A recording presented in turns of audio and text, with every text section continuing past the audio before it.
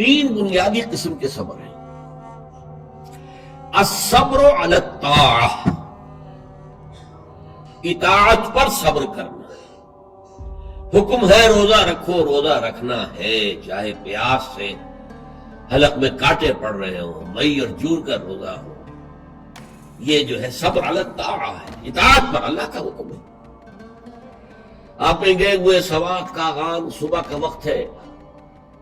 اور آپ کو وضو کرنی ہے، پانی موجود ہے لیکن یخ ہے، ہاتھ لگانے سے بھی انسان خوف کھاتا، اتنا یخ، لیکن جب پانی ہے تو وضو تو کرنا ہوگا، صبر کرنا پڑے گا۔ یہ صبر علی الطاعہ کی ایک مثال ہے کہ اطاعت جو ہے اس کے لیے صبر کرنا، جھیلنا، اس کی سختی کو برداشت کرنا، اس میں جو تکلیف ہو اس کو جھیلنا۔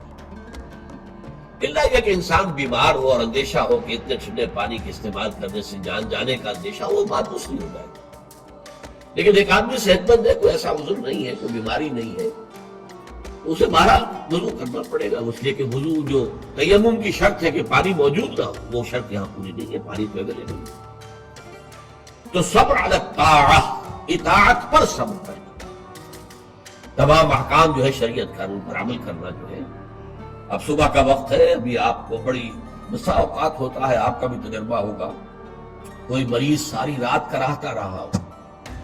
فجر کے قریب آ کر کوئی سکون سا ہو جاتا، سو جاتا، یہ بڑی ٹھنڈی جو ہے وہ نیند ہوتی ہے صبح۔ اسی لیے اقبال کو جواب شکوہ میں جو اللہ تعالیٰ نے فرمایا تھا، اس قدر تم پہ گراں صبح کی بیداری ہے،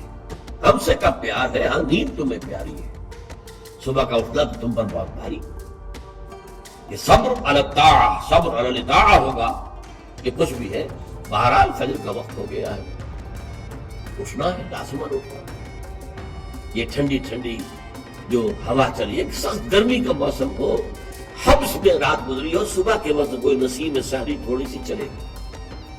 اور ایسی لوریاں دے گی، ایسی تھپکیاں دے گی کہ آدمی جو ہے وہ چاہے گا کہ بس میں اب آرام کروں، اٹھنا ہے، نماز کا وقت ہے، نماز فرض ہے۔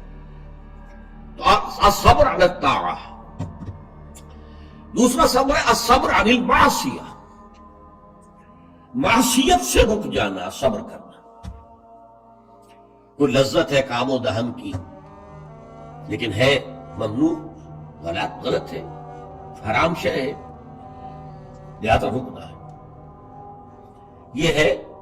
صبر عن المعصیہ، وہ ہے صبر علی الاطاعہ، اور یہاں آئے گا عن الصبر عن المعصیہ، معصیت سے اپنے آپ کو روکنا، بچانا۔ ٹیمپٹیشنز کتنی بھی ہوں، کتنا بھی جو ہے اس کے لیے آپ کے نفس کی طرف سے تقاضا ہو رہا ہو، کتنا ہی اندر سے وہ جذبہ ابھر رہا، روکنا، تھامنا، بند لگا دینا آگے، یہ صبر۔ تیسرا صبر ہے صبر علی البلاء یا صبر علی الایذاء، آزمائش پر صبر کرنا اور ایذا پر صبر کرنا۔ اور صبر عن الطبع، یہ صبر علی البلاء جو ہے، اللہ تعالیٰ جو امتحان لیتا ہے انسان کا، ابتلاء، آزمائش، اللہ کے راہ میں جہاد کرنے میں ابتلاء آ رہا، آزمائش آ رہی، جان دینا پڑے گا، مال دینا ہے، یا اور اسی طرح سے اللہ کی طرف سے آزمائش آ گئی ہے، آپ پر کوئی مصیبت آ گئی ہے، آیا اس میں آپ صابر رہتے ہیں یا اول فول بکنا شروع کر دیتے ہیں اللہ کے خلاف؟ اجی ہمارے ساتھ تو اللہ نے کبھی کوئی خیر کیا ہی نہیں، سب بھول گئے جو بھی اللہ تعالیٰ نے پہلے احسان کیے تھے، کیونکہ ایک آزمائش آ گئی۔ تو صبر علی البلاء۔ اب اس کے دو حصے جو میں نے بیان کیے، ایک ہے صبر علی الایذاء، آپ اسلام کی دعوت دے رہے ہیں، کوئی آپ کو ایذا پہنچاتا ہے، سخت ایذا پہنچاتا ہے، یہ ایذا وربل بھی ہو سکتی ہے، یہ ایذا فزیکل بھی ہو سکتی ہے۔ وربل ایذا، پاگل ہو گیا، تمہارا دماغ خراب ہو گیا، تمہاری عقل الٹی ہو گئی، وہ نہیں ہو گئی، تم کسی برے، کوئی بری جو روح ہے اس کے زیر اثر آ گئے، کوئی جن تمہارے اوپر قابض آ گیا، شیطان۔ یہ کیا ہو رہا ہے؟ وربل ایذا، زبان سے سکھایا جا رہا ہے، اور ایک ہے کہ مارا جائے، پیٹا جائے، جیل میں رکھ دیا جائے، بھوکا رکھا جائے، ایذا۔ اور ایک اسی کا مرحلہ آتا ہے ذرا بعد میں،